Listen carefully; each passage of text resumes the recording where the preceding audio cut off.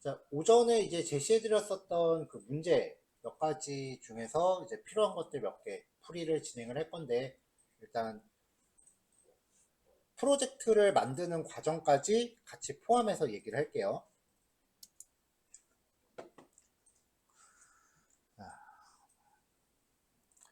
만약에 이제 비주얼 스튜디오 코드 상에서 기존에 뭔가 내가 코딩하던 항목을 열어놓고 있었다라고 하면은 이제 왼쪽에 이렇게 그 항목이 이렇게 열려 있는 상태로 표시가 될 거예요.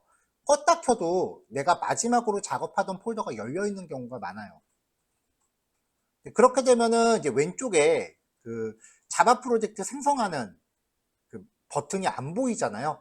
그래서 이런저런 경우를 다 생각하면 단축키로 프로젝트 만드는 거를 보시는 게 오히려 여러 가지 상황을 포괄적으로 커버할 수 있어요. 컨트롤 쉬프트 P를 누르면 명령 팔레트라고 하거든요. 여기에서 이제 사용할 수 있는 명령어들이 좀 뜨고요.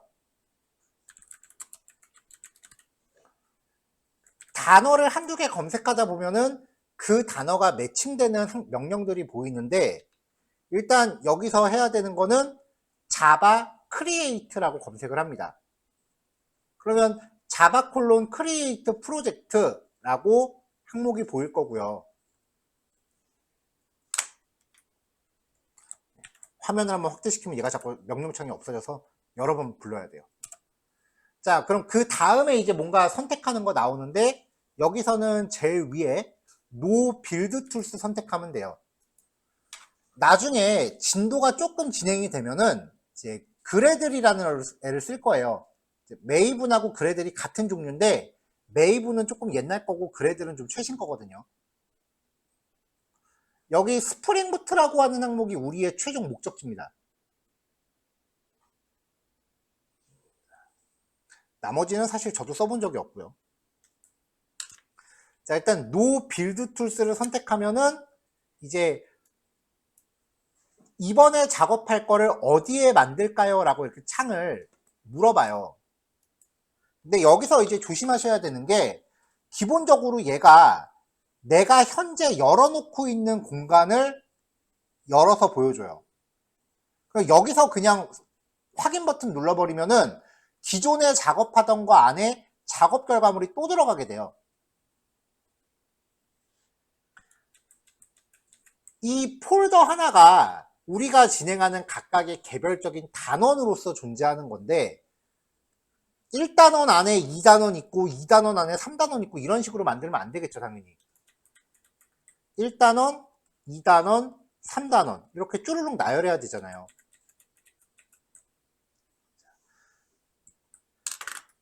자, 그러니까 이제 여기서 내가 지금 자바 결과물을 저장하기로 한 폴더로 선택을 해주는 거죠. 자, 여러분들 사용자 홈 폴더 내지는 각자의 외장하드 안에 우리 6개월 동안 사용할 수업용 폴더 만들어져 있죠.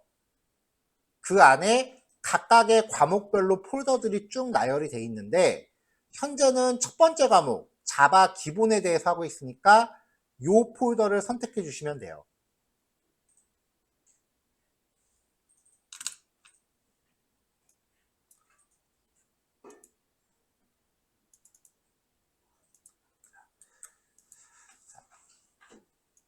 수업 폴더에서 첫 번째 과목 자바 베이직스를 선택하고 확인 버튼을 누르는 게 첫 번째고요. 두 번째는 그 안에 들어가서 확인 버튼 누르는 건데, 만약에 1번 자바 베이직스 폴더까지 들어왔다면 이 안에서 어떠한 것도 선택하면 안 돼요. 뭔가 선택하면 그 안에다 만들겠다는 뜻이 돼버리니까 아무것도 선택하시면 안 돼요. 그래서 제일 확실한 거는 수업용 폴더에서 그냥 첫 번째 과목 요거구나, 요거 선택하고 오케이 버튼 누르는 거예요. 자, 그러면 이제 단원의 이름을 입력하세요 라고 되어 있는데, 프로젝트 이름이에요, 정확히는.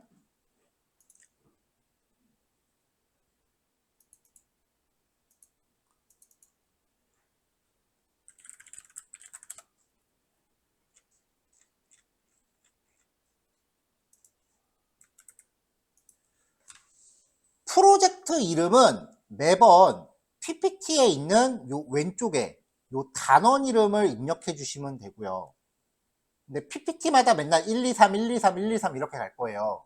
그러니까 숫자들은 그냥 여러분들 폴더, 그 수업 폴더 안에 생성되는 순서대로 그냥 넘버링을 일련번호로 쭈루룩 매기시면 돼요.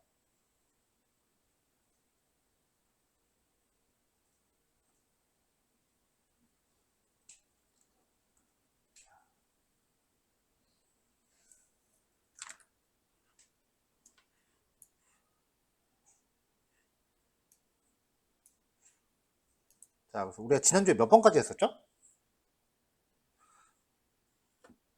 이제 5번 할 차례인가요? 몇 번이에요? 6번이요?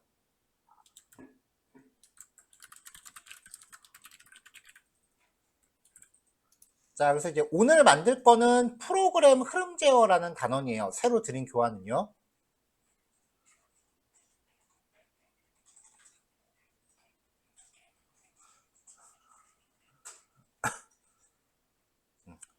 아, 흐름 제어 1이구나. 흐름 제어 1.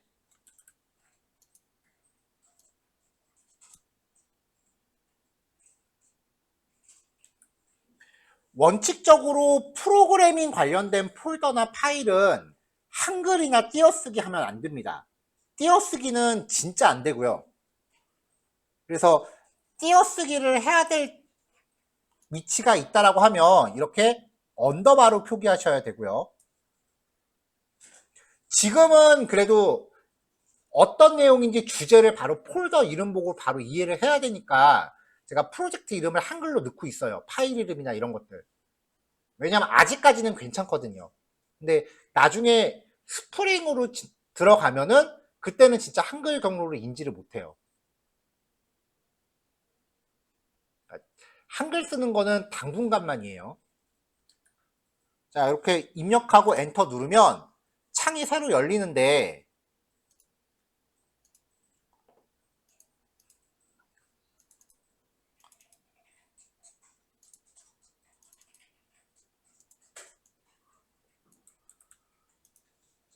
그러면 이제 지정한 과목 폴더 안에 이 프로젝트 이름으로 폴더가 생기고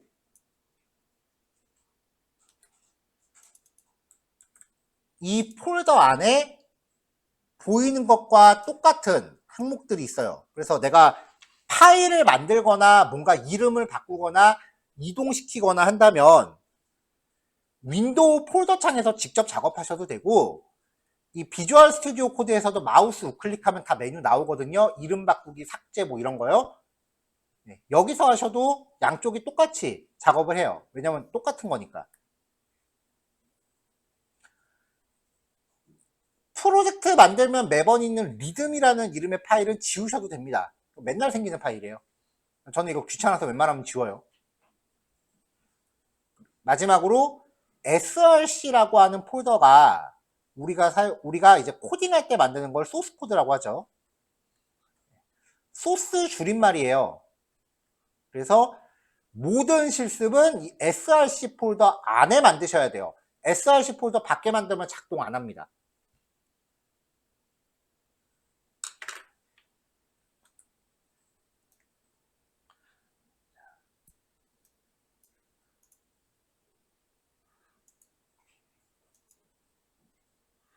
자, 이렇게 이제 프로젝트를 만들고 나면 사실 저는 지나간 실습 예제는 개인적으로 보관을 안 하거든요.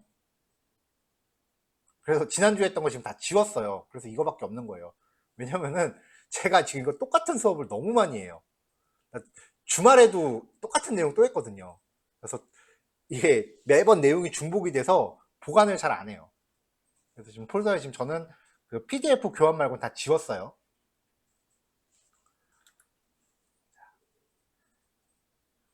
자, 이렇게 하다 보면 내가 예전에 했던 다른 내용을 좀 열람하고 싶을 수도 있잖아요. 그렇죠?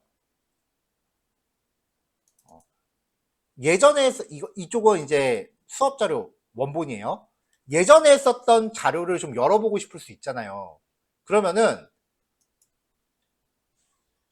파일 메뉴 밑에 폴더 열기. 비주얼 스튜디오 코드는 항상 폴더 단위로 작업을 해야 돼요. 그래서 일단 내가 뭔가 주제가 되는 폴더를 먼저 얘한테 걸어놓고 시작해야 돼요. 파일 메뉴에서 폴더 열기 들어가서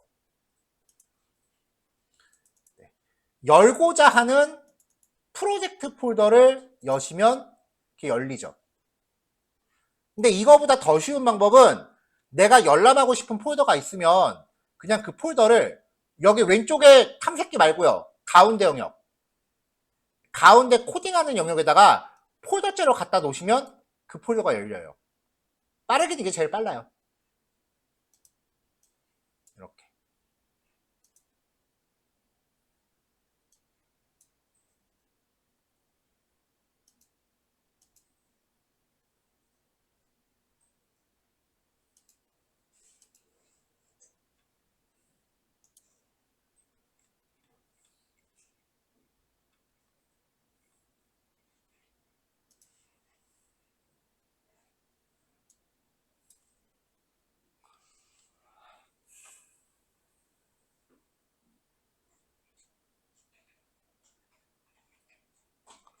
자, 프로젝트 만드는 것까지 얘기했고요. 다시 원래 작업하던 걸 열게요.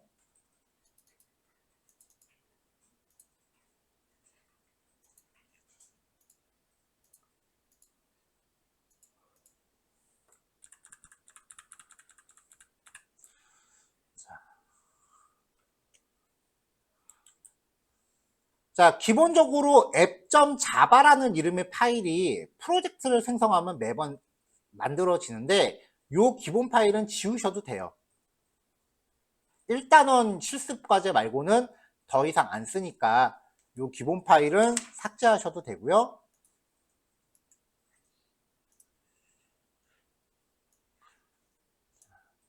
만약에 이 교환에 있는 내용을 실습한다라고 하면 아이고 생성되는 파일 이름을 제가 여기 PPT 상단에 이렇게 적어 놓는데 매번 직접 만드는 거다 보니까 복사 붙여넣기 하면서 이제 삐그덕 거릴 때가 있기는 해요. 지금 이 파일 보니까 바로 다음 예제가 이름이 바뀌어야 되는데 지금 이름이 안 바뀌어 있네. 그거보다 조금 더 명확한 거는 자바 코드의 규칙이 이 퍼블릭 클래스 그 다음에 뒤에 오는 게 소스 파일 이름인 거죠. 그러니까 이 클래스 이름을 보면은 실습 예제 파일 이름을 가장 확실하게 알 수 있고, 그럼 이 파일의 이름은 ex05 언더바 자릿수 지정이 되겠죠. 파일 이름은 클래스 이름 보고 가늠하시면 돼요.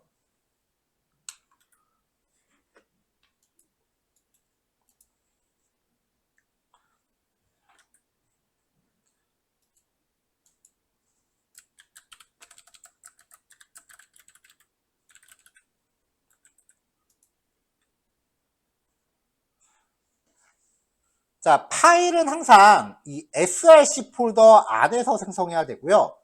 src 폴더를 마우스 우클릭하면은 새 파일이란 메뉴 있을 거예요. 그걸 선택하면은 이제 생성할 파일의 이름을 입력하게 하는데 여기에다가 작업할 소스 코드의 파일 이름 입력하시면 되고 my 지금 java.java라고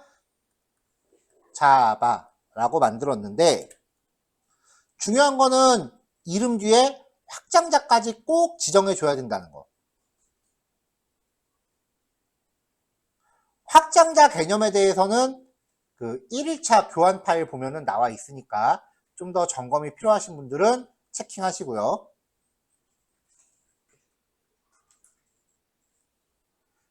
자, 그럼 이렇게 파일이 만들어진단 말이에요.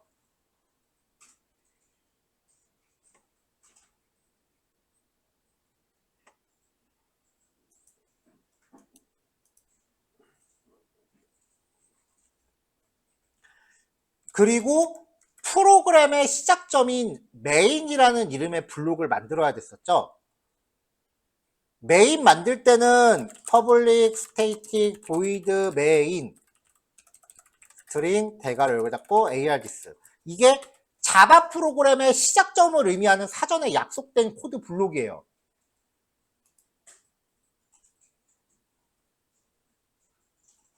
그래서 요거를 직접 타이핑해서 넣어야 되는데 이걸 조금 넣다 보면은 이제 슬슬 귀찮아지기 시작하니까 그때는 그냥 main이라고 입력하면은 내가 선택할 수 있는 항목이 이렇게 제시가 된다.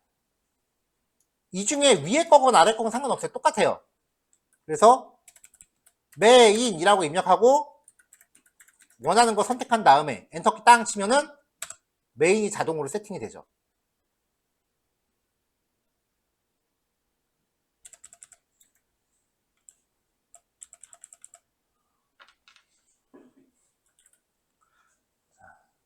자, 그럼 이제 요 안에서 작성되어지는 내용이 1번 변수라는 개념이에요.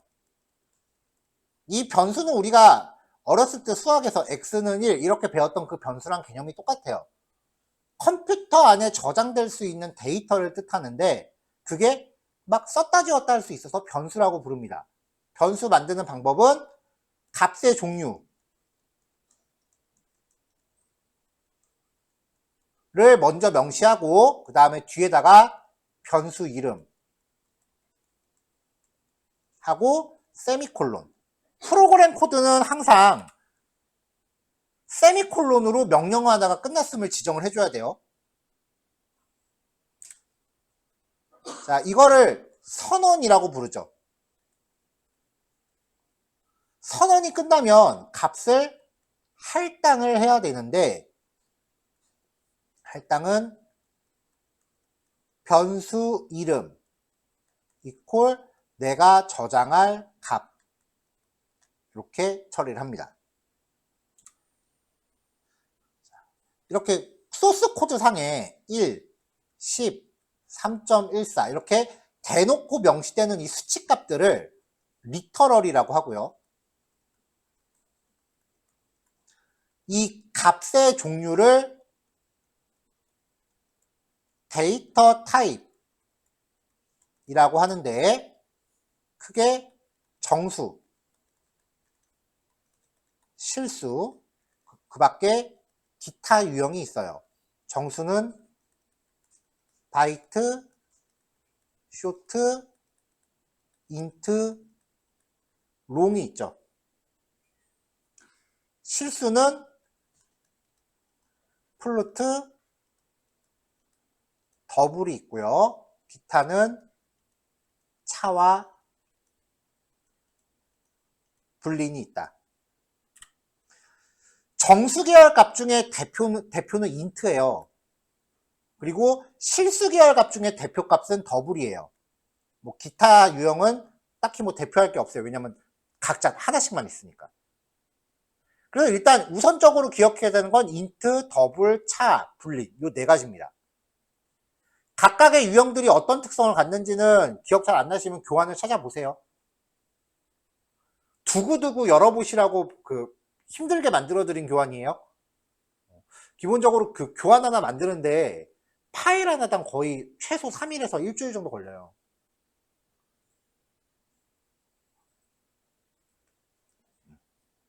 그러니까 꼭 여러 번 봐주시면 고맙겠어요.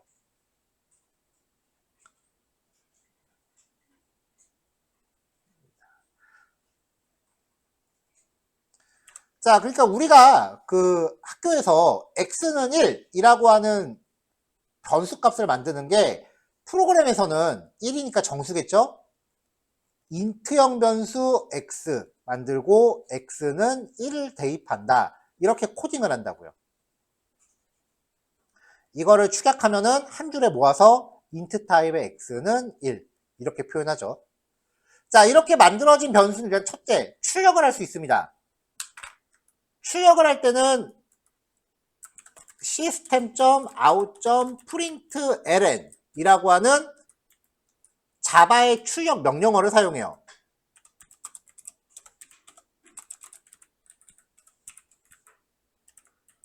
자, 이렇게 해놓고 실행을 하면은 이 x에 저장되어 있는 값이 출력이 돼요.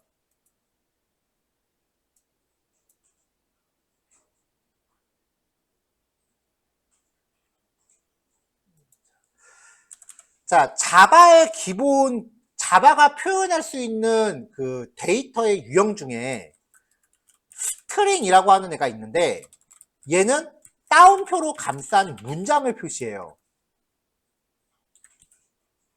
그래서 S라고 지정하면은, 자, 이렇게 해서 S에 저장되어 있는 게 지금 헬로월드라는 문장이니까 S를 출력하면은 실제로 거기에 저장되어 있는 내용이 나옵니다. 근데 출력되는 내용을 따옴표로 감싸버리면 이거는 변수가 아니라 그냥 S라는 내용을 담고 있는 단순한 글이에요. 이렇게 출력하면 그래서 S가 나옵니다. 그러니까 따옴표로 감쌀 때는 그냥 고지곧대로 따옴표 안에 있는 내용을 정직하게 출력하는 거고, 따옴표로 감싸지 않으면 그 S라는 글자 안에 프로그램적으로 저장되어 있는 내용이 출력되는 거고요. 이런 거를 문자열이라고 하죠. 그러니까 문자열과 변수를 출력할 때의 차이점 기억하셔야 돼요. 따옴표 입구 없구가 굉장히 큰 차이예요. 그리고 프로그램은 대소문자 엄격히 가린다고 했었죠. 대소문자 틀리면 다 틀린 겁니다, 진짜.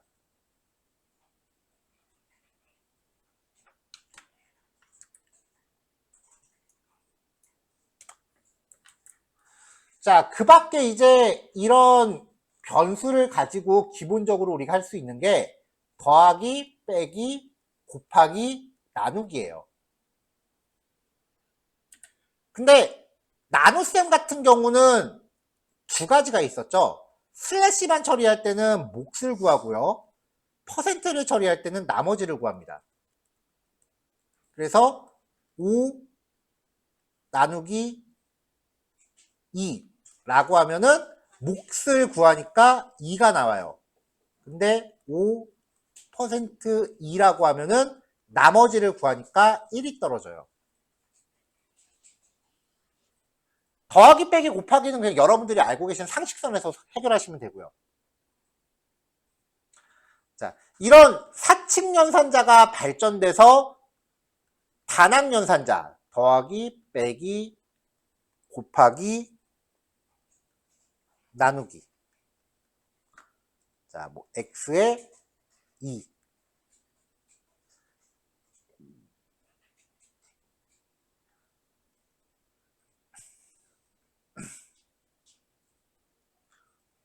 자, 이런 식의 단축된 표현이 있는데, 이거는 x 스스로 2 증가, x 스스로 2 감소, x 스스로 2배 증가, x를 스스로 2로 나눈 목, x 스스로 2로 나눈 나머지 라는 뜻이죠.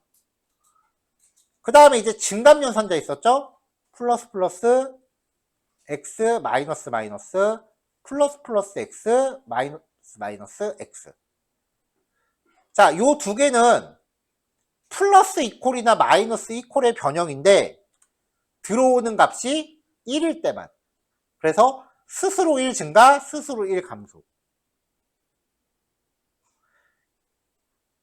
얘네들은 이제 증감연산자라고 하죠. 증감연산자만 이렇게 덩그러니 있을 때는 아무 차이가 없는데, 만약에 얘네가 다른 수식안에 포함된다면 100 더하기 플러스 플러스 x랑 x 플러스 플러스는 결과값이 달라요. 이거를 앞북과 뒷북이라고 설명했었습니다. 자, 뭐 지금 일일이 다 하나 설명하지는 않을게요. 만약에 지금 얘기 들으시는 거 중에 기억이 잘 안 난다거나 저게 뭐지 싶으면은 바로 교환을 찾아보시거나 수업 영상 다시 열어보셔야 돼요. 기억 안 난다고 해서 그냥 덮고 넘어가면은 그게 쌓이면 진짜 걷잡을 수 없게 됩니다. 모르겠는 개념은 그때그때 짚고 넘어가세요. 강의실 안에서는 저한테 물어보시면 되는데, 강의실 밖에서는 이제 제공해드리는 자료를 얼른 다시 들춰보셔야 돼요. 제발 부탁이니까 모르는 거 그냥 넘어가지 마세요. 짚고 넘어가야 돼요. 지금은 빨리 하는 것보다 정확하게 하는 게 더 중요한 시기예요.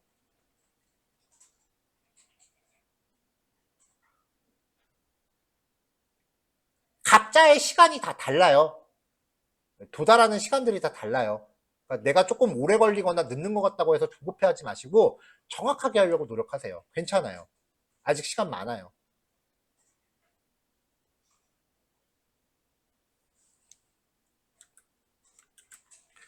자, 그 밖에 크기 비교를 하기 위한 비교 연산자 있었죠. 이거는 우리 어렸을 때 부등식으로 배운 거잖아요. 같다, 다르다, 크다, 크거나 같다, 작다, 작거나 같다. 이건 뭐 부등식 얘기니까 깊게 설명을 안 할게요.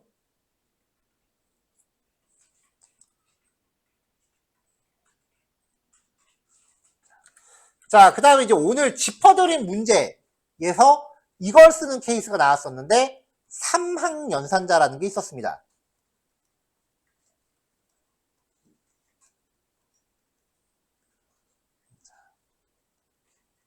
뭐 인트 타입의 A는 한 다음에 앞에 어떤 조건식이 들어가요. 이 조건식이라는 거는 참이냐 거짓이냐를 판별할 수 있는 형태. 대부분 비교식이 들어갑니다. 예를 들어서 x가 1이고 int y가 2인데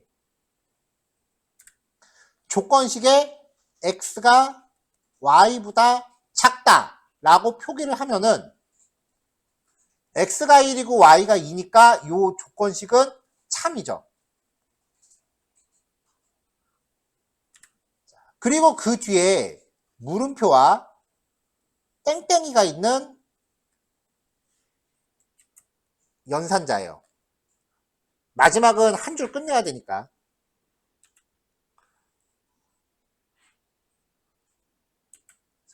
그럼 앞에 있는 조건식이 참이면은 여기 10, 여기를 20이라고 합시다. 앞에 있는 조건식이 참이면은 물음표 뒤에 있는 게 A에 저장돼요.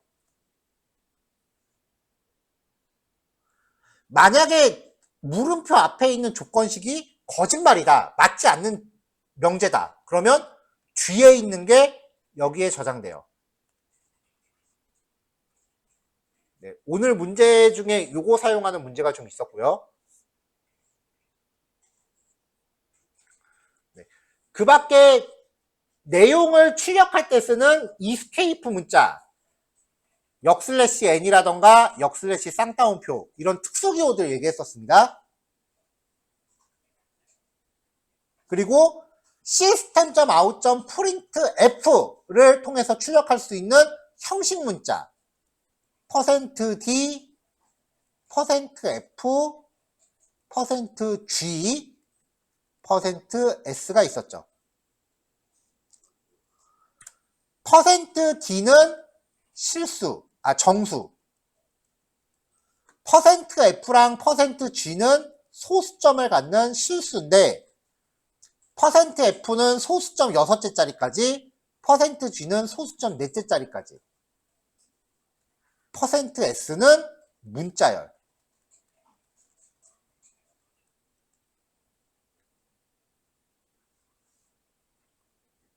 형식 문자에서는 자릿수를 지정하거나 빈 자리를 0으로 채우게 하는 방법. 실수 타입 같은 경우는 소수점 자릿수를 제한하는 방법. 뭐 이런 좀 구체적인 방법들이 있었어요. 그런 방법들도 각자 교환 한 번씩 더 정리하면서 보시면 될 겁니다.